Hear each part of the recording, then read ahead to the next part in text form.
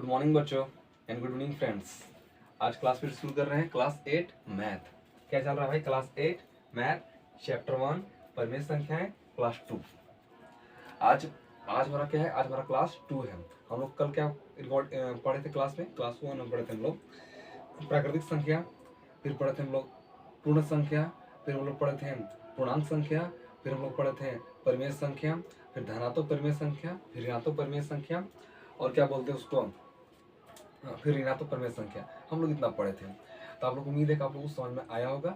हम लोग चलते हैं नेक्स्ट क्लास यानी क्लास 2 में चलते हैं। आज हम लोग क्या पढ़ेंगे? आज हम लोग कुछ समझेंगे परिमेय संख्याओं की तुलना, कंपैरिजन ऑफ रेशनल नंबर्स। क्या बोल रहे हैं भाई? परिमेय संख्याओं की तुलना, कंपैरिजन ऑफ रेशनल नंबर्स। एक सबसे पहला पॉइंट क्या बोल रहा है कि प्रत्येक धनात्मक परिमेय संख्या, क्या बोल रहे हैं? प्रत्येक धनात्मक परिमेय संख्या शून्य से बड़ी होती है। अच्छा, कल क्लास में बताए थे कि धनात्मक परिमेय संख्या पॉजिटिव रेशनल नंबर्स किसको बोलेंगे भाई? जिसका चिन्ह दोनों का हो, बराबर हो, चाहे एक समान हो, एक जैसा हो। जैसे मान लेते हैं -4/-5, ये धनात्मक परिमेय संख्या की ऋणात्मक परिमेय संख्या है। तो आपका ये धनात्मक परिमेय संख्या है। कैसे बताइए भाई? यहाँ पे देखिए 4 जो है माइनस में है, अब 5 भी क्या आपका है? माइनस में है। ठीक है, लेकिन अगर हम लिख दें -4/5, ये बात क्या है? धनात्मक परिमेय संख्या की ऋणात्मक परिमेय संख्या। तो आपका ये ऋणात्मक परिमेय संख्या। क्यों? ये 4 क्या है? माइनस में है, लेकिन 5 क्या है? प्लस में है। तो दोनों का चिन्ह एक समान है क्या? जब दोनों का चिन्ह एक समान नहीं है तो क्या हो सकता है? ऋणात्मक परिमेय संख्या यानी कि निगेटिव रेशनल नंबर्स। लेकिन अगर दोनों का चिन्ह क्या हो? समान हो, एक जैसा हो, ठीक ना? दोनों चिन्ह क्या हो? समान हो, एक जैसा हो, उसे क्या बोलते हैं हम लोग? धनात्मक परिमेय संख्या, पॉजिटिव रेशनल नंबर्स। ठीक है, तो ये बोल रहे हैं हम कि प्रत्येक धनात्मक परिमेय संख्या शून्य से क्या होती है? बड़ी होती है। देखिए यहाँ पे एग्जाम्पल में 2/5 यहाँ पे है भाई, 2/5 यहाँ पे है। 2 क्या है? प्लस में है, और 5 क्या है? प्लस में आपका है। और जीरो से क्या है? बड़ा है। ये वाला साइन पढ़ेंगे आप लोग, चिन्ह। जिस इधर मुंह खुला होता है उधर क्या होता है? बड़ा, और इधर मुंह बंद होता है उधर क्या होता है? छोटा। इसको इंग्लिश से बोलते हैं लेस देन, ग्रेटर देन। पढ़ेंगे भाई, ठीक है। अब देखिए एग्जाम्पल में यहाँ दिया हुआ है 2/5, इधर मुंह खुला हुआ है, जीरो इधर क्या है? इधर है, जीरो क्या है? छोटा है। फिर से पढ़ रहे पहला पॉइंट, प्रत्येक धनात्मक परिमेय संख्या, क्या बोल रहे हैं? प्रत्येक धनात्मक परिमेय संख्या शून्य से क्या होती है भाई? बड़ी होती है। इसलिए लिखा हुआ है एग्जाम्पल में 2/5 साइन जीरो। इधर क्या है? 2/5 बड़ा है, जीरो क्या इधर है? छोटा है। चलिए हम नेक्स्ट देखते हैं। समझ में आ रहा है ना भाई? कमेंट करते जाना, नहीं समझ में आया तो अगले वीडियो में बताएंगे, हम प्रयास करेंगे। प्रत्येक ऋणात्मक परिमेय संख्या, क्या बोल रहे हैं? प्रत्येक ऋणात्मक परिमेय संख्या शून्य से क्या होती है? छोटी। शून्य से क्या होती है भाई? छोटी। ऋणात्मक परिमेय संख्या किसे बोलेंगे? बताओ। -5/-4 ऋणात्मक परिमेय संख्या है कि धनात्मक परिमेय संख्या है? बोलो। धनात्मक परिमेय संख्या, पॉजिटिव रेशनल नंबर्स। लेकिन -6/4 क्या हो जाएगा? -6/4 क्या हो जाएगा? तो 6 क्या है? माइनस में है, और 4 तुम्हारा क्या है? प्लस में है। तो क्या हो जाएगा? ये ऋणात्मक परिमेय संख्या, निगेटिव रेशनल नंबर्स। ठीक है, तो क्या बोल रहा है? जैसे एग्जाम्पल यहाँ दिया हुआ है तुम्हारा 2/5, -2/5 यहाँ पे, सॉरी -2/5 है।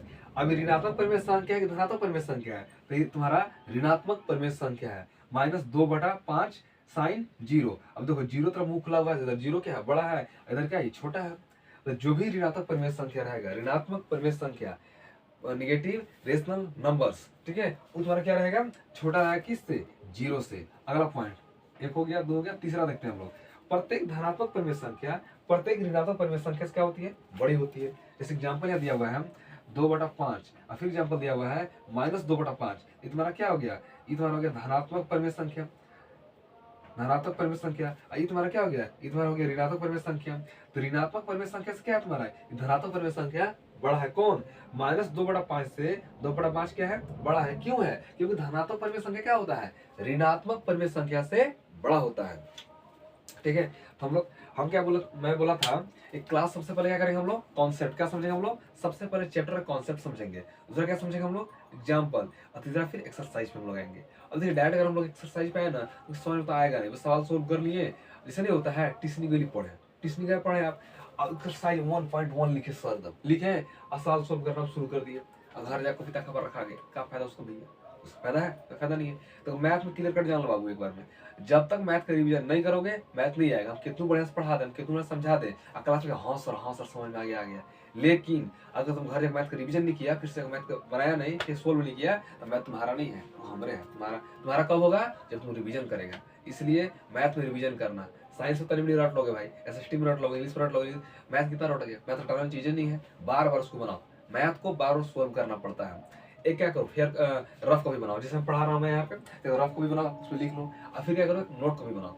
हाँ जनरली कोई नोट बनाते हैं, कोई नोट नहीं बनाते हैं। मेरा सलाह होता है नोट बनाया करो, कम से कम उसी बहाने के बाद फिर से बनाओ कम से कम। और नोट थोड़ा सा अलग अच्छा सा रखा हुआ रहेगा। जब एग्जाम आता है उस समय क्या आता है, नोट काम आता है, ऐसे तो काम आता नहीं है।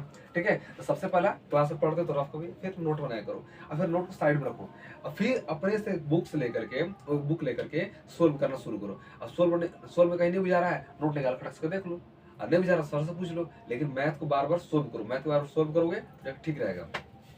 तो आज हम लोग क्या समझे? इसमें समझे हम लोग परिमेय संख्याओं की तुलना, कंपैरिजन ऑफ रेशनल नंबर्स। फिर से पढ़ना, पहला पॉइंट क्या था? तो पहला पॉइंट था प्रत्येक धनात्मक परिमेय संख्या शून्य से क्या होती है? बड़ी होती है। जैसे एग्जांपल 2/5 साइन 0। सेकेंड, प्रत्येक ऋणात्मक परिमेय संख्या शून्य से क्या होती है? छोटी होती है। जैसे यहाँ पे -2/5 साइन 0।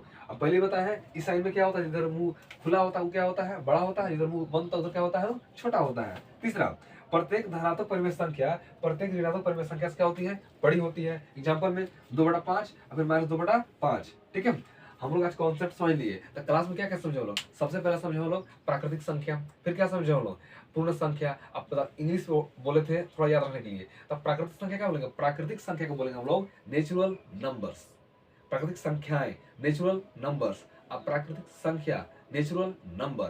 फिर क्या है? पूर्ण संख्या होल नंबर्स, पूर्णांक इंटीजर्स, फिर परिमेय संख्या रेशनल नंबर, फिर क्या? धनात्मक परिमेय संख्या पॉजिटिव रेशनल नंबर, ऋणात्मक परिमेय संख्या निगेटिव रेशनल नंबर। और फिर क्या समझे हम लोग?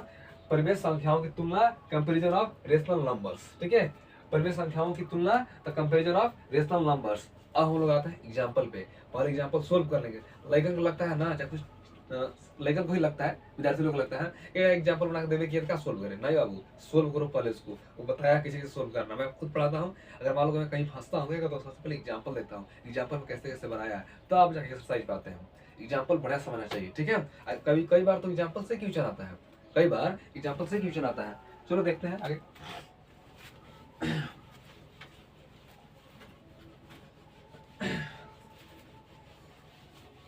तब लेकर क्लास में गाना ना सुना भाई, तब मजा आएगा क्लास में।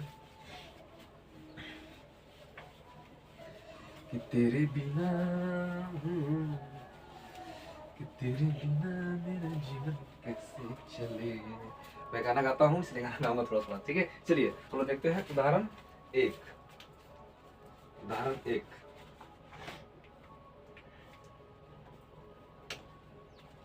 सवाल उदाहरण एक का बोल रहा है भाई?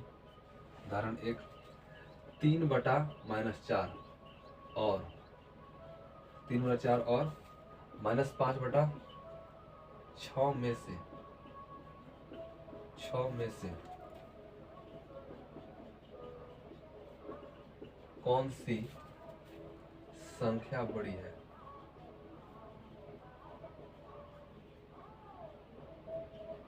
संख्या बड़ी है।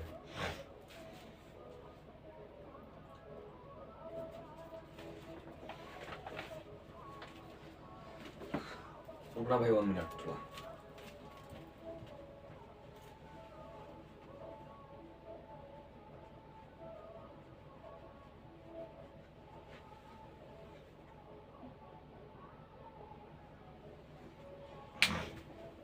चलो शुरू करते हैं। पहला सबसे पहले क्या करेंगे? हल लिखेंगे। ठीक है, सबसे पहले जब भी सवाल सॉल्व करना तो सबसे पहले सवाल सही होना चाहिए। और सवाल में कहीं माइनस छोड़ दिया, कहीं प्लस छोड़ दिया, कहीं 3 लिखना 2 लिख दिया, तो तुम्हारा सवाल सही आंसर आएगा किस बाबू? इसलिए पहले जब किताब से सवाल उतारोगे तो पहले सवाल देख लेना बढ़िया से। ठीक ना? तो हाँ सर पहले हम बना कर दिखाएंगे, वो कर चक्कर फटाफट सवाल उतारेगा और गलती कर देगा और सोल्व करके आंसर नहीं आएगा, फिर क्या फायदा उसका भाई? इसे सबसे पहले सवाल अच्छा से लिखना, ये सवाल पहले समझ लेना। कई बार वो क्या होता है, जब क्वेश्चन सोल्व करते हैं तो क्वेश्चन सोल्व करने के दौरान बहुत सारा कॉन्सेप्ट ना क्वेश्चन में ही घुसा रहता है। क्वेश्चन से ही तो समझना है जी, तो क्वेश्चन घुसा रहता है, इसलिए क्वेश्चन को बढ़िया समझ करो। ठीक है, क्या बोल रहे हैं, इस छोड़ते हैं इसको। ठीक है, 3/-4 और -5/6 में से कौन सी संख्या बड़ी है?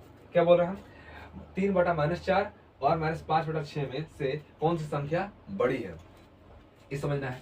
अच्छा बताओ आपको पहले हमको सवाल में, ये परिमेय संख्या है कि नहीं है? ये दोनों परिमेय संख्या, परिमेय संख्या है। क्यों? ये परिमेय संख्या किसको बोलते हैं? परिमेय संख्या में जो संख्या p/q ग्रुप में होता है वो क्या होता है? परिमेय संख्या होता है। और क्या होना चाहिए, p और q ये दोनों क्या होना चाहिए? पूर्णांक होना चाहिए। क्या होना चाहिए? पूर्णांक होना चाहिए। साथ ही क्या होना चाहिए, q नॉट इक्वल टू क्या होना चाहिए? 0, यानी q बराबर क्या होना चाहिए? 0 नहीं आना चाहिए। 3 क्राइटेरिया है, ये है p/q होना चाहिए पहला, दूसरा p और q क्या होना चाहिए? पूर्णांक होना चाहिए, और तीसरा क्या था, q नॉट इक्वल टू क्या होना चाहिए? 0 होना चाहिए। तो तुम्हारा क्या हो जाएगा? परिमेय संख्या हो जाएगा, परिमेय संख्या हो जाएगा। वही बोल रहे हैं, तो बोल क्या रहे हैं, -3/-4 और -5/6 में से कौन सी संख्या बड़ी है? चलिए शुरू करते हैं। सबसे पहला अंश और हर समझते हैं हो। जैसे मान लो p/q लिखा हुआ है तुम्हारा, तो p तुम्हारा क्या हो गया? अंश। क्या लिखा हुआ गया? अंश। और q तुम्हारा क्या हो गया यहाँ पे? हर।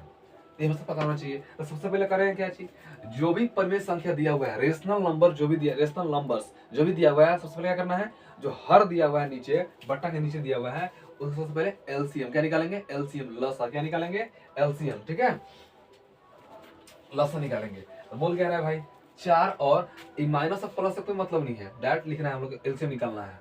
4 और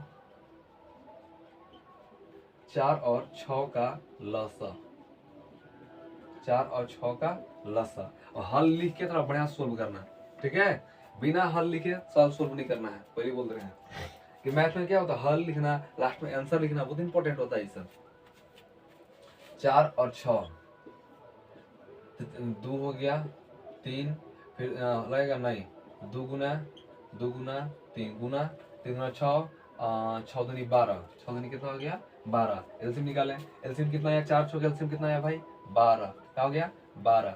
अब पहला संख्या क्या है? पहला परिमेय संख्या 3/-4 है।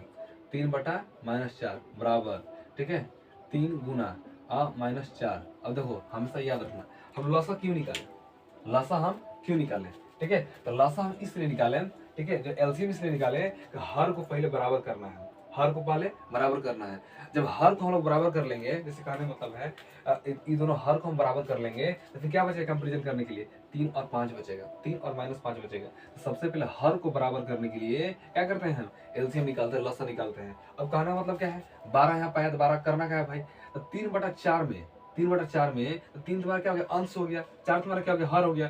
तो हर में तुम कितना से गुना करोगे तुम्हारा 12 आएगा। तुम कितना से गुना करोगे तुम्हारा क्या आएगा भाई? 12 आएगा। ठीक है, तुम 3 से गुना करेंगे, 3 से, और जितना तुम हर में गुना करोगे उतनी से तुम क्या करना पड़ेगा? अंश में गुना करना पड़ेगा। 3 3 कितना हो गया? 9, 4 3 6 कितना हो गया? 12। 12, लेकिन गड़बड़ा रहा है, क्या गड़बड़ा रहा है? देखो माइनस से गुना करना है, क्या गुना करेंगे हम? माइनस से। क्यों करेंगे कि हर में माइनस नहीं आना चाहिए, प्लस आना चाहिए। क्या आना चाहिए? माइनस नहीं आना चाहिए, प्लस आना चाहिए। तो क्या हो जाएगा? 3 चौके 12, और माइनस प्लस क्या हो गया? +12। 3 3 9, तो तुम्हारा क्या हो गया? -9 हो गया। ठीक है, अगला क्या है? -5/6, -5/6। अब क्या बोल रहे हैं? तो -5/6 गुना। अब कुछ लोग मन में सवाल आएगा, क्या सवाल आएगा देखते हैं तनी। अब 6 में कितना से गुना करें हमारा 12 आएगा? तो 2 से करें, कितना से करेंगे हम? 2 से। तो 5 दूनी कितना हो गया? 10, -10। और 6 दूनी कितना हो गया यहाँ पे? 12। कितना आ गया यहाँ पे? 12। तो कुछ लोग मन में सवाल आएगा, ना सर ये हम माइनस लगा गुना किए हैं और यहाँ पे खाली +2 से गुना कर दिए हैं बालक, इसलिए हम गुना किए हैं यहाँ पे कि देखो हर में मेरा माइनस नहीं आना चाहिए। क्यों? जैसे -3 से गुना किए तो माइनस प्लस क्या हो गया? प्लस। अब देखो ई12 बराबर है, जो ई12 बराबर है तो कंपेरिजन जो तुलना करेंगे, जो बड़ा छोटा हम निकालेंगे, किसके आधार पर निकालेंगे? ये अंश के आधार पर। अंश कितना है? -9, और फिर अगला कौन है? -10 यहाँ पे है। तो क्या लिखेंगे? अतः। क्या लिखेंगे? अतः। अतः हम क्या लिखेंगे भाई कि -9/12, बीच में जगह छोड़ दो, ठीक, बीच में जगह छोड़ दो। अब कितना लिखा हुआ है? -10/12। अब देखो -10/12। अब देखो कहने मतलब क्या है, हर और हर क्या है? ये बराबर है, लेकिन अंश देखो तो यहाँ -9 है और -10 है, तो बड़ा कौन होगा इसमें? तो बड़ा तुम्हारा होगा -9/12। इसी हमेशा याद रखना। जैसे यहाँ -9 है और माइनस यहाँ पे 10 है, तो कहीं पूछेगा ना सर, चाहे पूछ दिए मान लो कि दोनों में से बड़ा कौन है, तो पूछ दिए सर नहीं, -10 बड़ा है। गधा लोग, -10 बड़ा नहीं है, -9 बड़ा है। कैसे कि माइनस में जो संख्या जितना ही बड़ा होता है वो क्या होता है, उतना ही छोटा होता है। इसे मान लो 1 + 1 और -100, ये दोनों में से बड़ा कौन है, तो दोनों में से बड़ा कौन है, 1, -100 छोटा है। ठीक है, अगर मान लो 100 रहे यहाँ पे +100 और -99, तो कौन बड़ा रहेगा तुम्हारा, 100 बड़ा है, -99 छोटा है। तो हमेशा एक मतलब याद रखना कि जो संख्या माइनस में होता है जितना ही बड़ा होता है वो क्या होता है, उतना ही छोटा होता है। तो यहाँ पे देखो -9 है और -10 यहाँ पे है, -9 और माइनस यहाँ पे 10 है, तो कौन बड़ा तुम्हारा होगा, -9। अब इसका मानक रूप कौन होगा, मानक कहने मतलब है 9/12 किसका आया है, 3/4 का आया है, 3/-4 बॉक्स बनाए। आपके 10/12 किसका आया है, -5/6 का, किसका है, -5/6 का। ऐसे साइन बना दिए। ठीक है, या क्या लिखना है तुम्हारा। तो सवाल का पूछा था -3/-4 और -5/6 में से कौन सी संख्या बड़ी है। तुम लास्ट में भी बराबर देके लिख सकते हो कि 3/4 क्या है, बड़ी है, बड़ी है, ANS आंसर। अब वो आंसर लिखना लास्ट में जरूरी है। ठीक है, सवाल समझ में नहीं आया हो तो फिर से तो समझा देते, एक्सप्लेन करते हैं। तो सबसे पहले सवाल क्या बोला था, 3/-4 और -5/6 बोला था ना जी, में से कौन सी संख्या बड़ी है। ये दोनों क्या है, परिमेय संख्या है। परिमेय संख्या क्राइटेरिया क्या है, मतलब कैसे जाने परिमेय संख्या हुए है। तो सबसे पहला P/Q ग्रुप होना चाहिए। दूसरा P और Q पूर्णांक होना चाहिए, पूर्णांक होना चाहिए। पूर्णांक करने मतलब प्लस होना चाहिए तो माइनस होना चाहिए। ठीक है, और फिर क्या होना चाहिए, Q ≠ 0। आंसर P होता है और हर में क्या होता है तुम्हारा Q होता है, तो Q 0 नहीं होना चाहिए। कहने मतलब क्या है, बट्टा में क्या होना चाहिए, 0 नहीं आना चाहिए।